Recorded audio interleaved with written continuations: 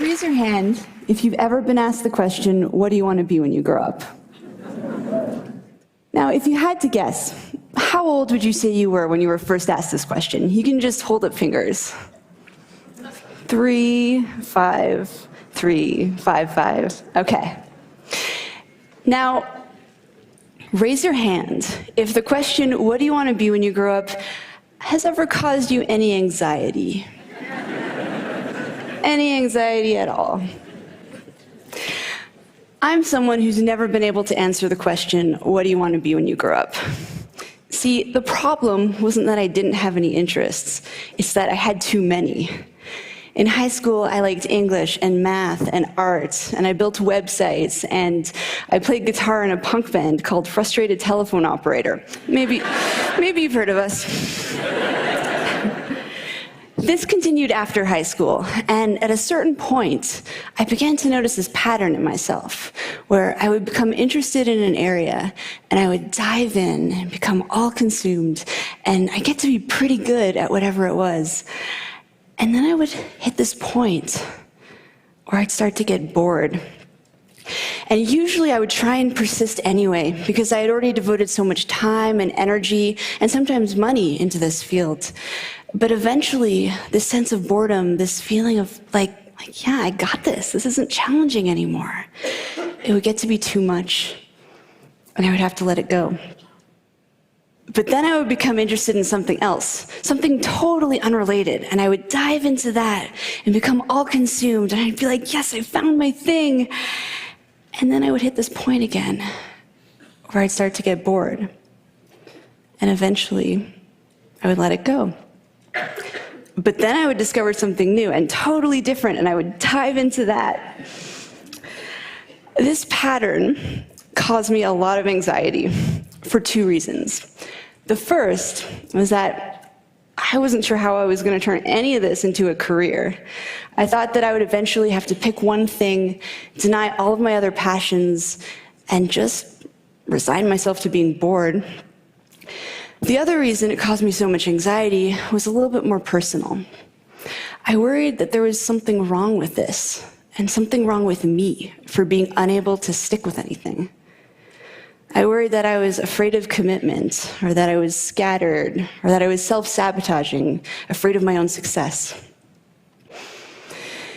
If you can relate to my story and to these feelings, I'd like you to ask yourself a question that I wish I had asked myself back then. Ask yourself where you learned to assign the meaning of wrong or abnormal to doing many things. I'll tell you where you learned it. You learned it from the culture. We are first asked the question, what do you want to be when you grow up, when we're about 5 years old. And the truth is that no one really cares what you say when you're that age. It's considered an innocuous question posed to little kids to elicit cute replies, like, I want to be an astronaut, or I want to be a ballerina, or I want to be a pirate. Insert Halloween costume here. But this question gets asked of us again and again as we get older in various forms. For instance, high school students might get asked what major they're going to pick in college. And at some point, what do you want to be when you grow up goes from being the cute exercise it once was to the thing that keeps us up at night. Why? See, while this question inspires kids to dream about what they could be, it does not inspire them to dream about all that they could be. In fact, it does just the opposite. Because when someone asks you what you want to be, you can't reply with 20 different things. The well-meaning adult will likely chuckle and be like, oh, how cute, but you can't be a violin maker and a psychologist. You have to choose. This is Dr. Bob Childs. And he's a luthier and a psychotherapist. And this is Amy Ung, a magazine editor turned illustrator, entrepreneur, teacher, and creative director. But most kids don't hear about people like this. All they hear is that they're going to have to choose. But it's more than that. The notion of the narrowly focused life is highly romanticized in our culture. It's this idea of destiny, or the one true calling. The idea that we each have one great thing we are meant to do during our time on this earth, and you need to figure out what that thing is and devote your life to it. But what if you're someone who isn't wired this way? What if there are a lot of different subjects that you're curious about and many different things you want to do? Well, there is no room for someone like you in this framework. And so you might feel alone. You might feel like you don't have a purpose. And you might feel like there's something wrong with you. There's nothing wrong with you. What you are is a multi-potentialite.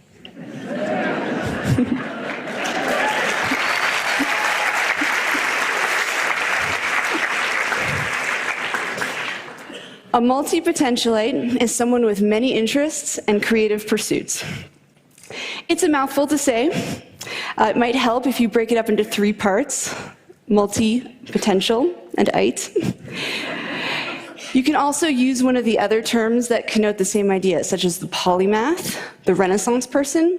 Actually, during the Renaissance period, it was considered the ideal to be well-versed in multiple disciplines.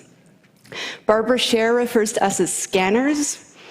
Use whichever term you like, or invent your own.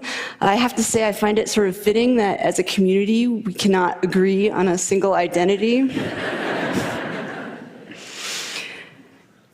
It's easy to see your multi-potentiality as a limitation or an affliction that you need to overcome. But what I've learned through speaking with people and writing about these ideas on my website is that there are some tremendous strengths to being this way.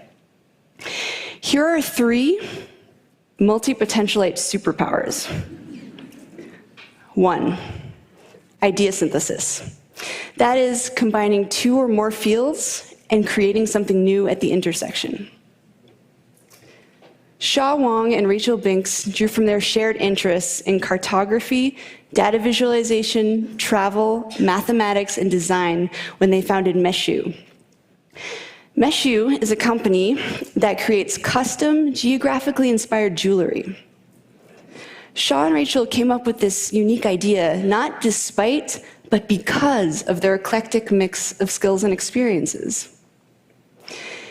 Innovation happens at the intersections. That's where the new ideas come from. And multi-potentialites, with all of their backgrounds, are able to access a lot of these points of intersection. The second multi-potentialite superpower is rapid learning. When multi-potentialites become interested in something, we go hard. We absorb everything we can get our hands on. We're also used to being beginners because we've been beginners so many times in the past. And this means that we're less afraid of trying new things and stepping out of our comfort zones.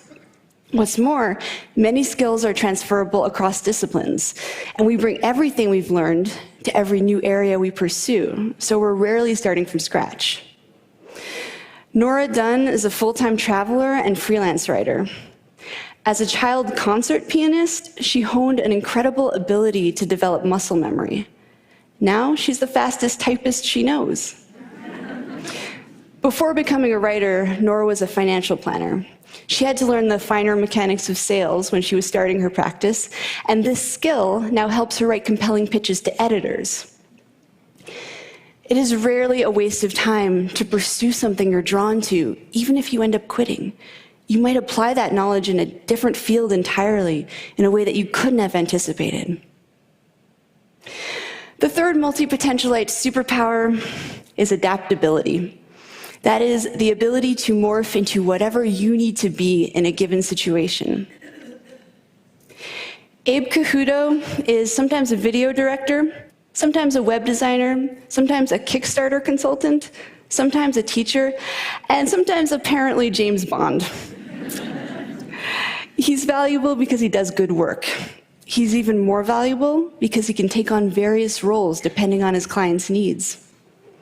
Fast Company magazine identified adaptability as the single most important skill to develop in order to thrive in the 21st century. The economic world is changing so quickly and unpredictably that it is the individuals and organizations that can pivot in order to meet the needs of the market that are really going to thrive.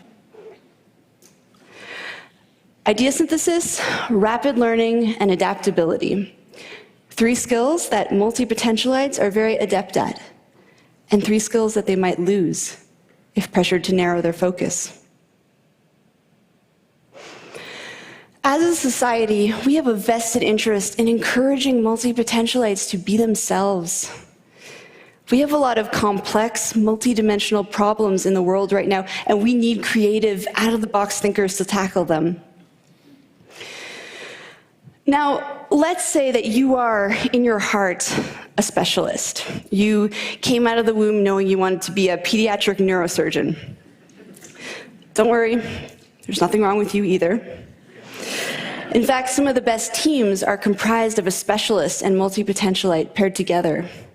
The specialist can dive in deep and implement ideas, while the multi-potentialite brings their breadth of knowledge to the project. It's a beautiful partnership. But we should all be designing lives and careers that are aligned with how we're wired. And sadly, multi-potentialites are largely being encouraged simply to be more like their specialist peers. So with that said, if there is one thing you take away from this talk, I hope that it is this. Embrace your inner wiring, whatever that may be. If you're a specialist at heart, then by all means specialize. That is where you'll do your best work. But to the multi-potentialites in the room, including those of you who may have just realized in the last 12 minutes that you are one, to you I say, embrace your many passions. Follow your curiosity down those rabbit holes. Explore your intersections. Embracing our inner wiring leads to a happier, more authentic life. And perhaps more importantly, multi-potentialites. The world needs us. Thank you.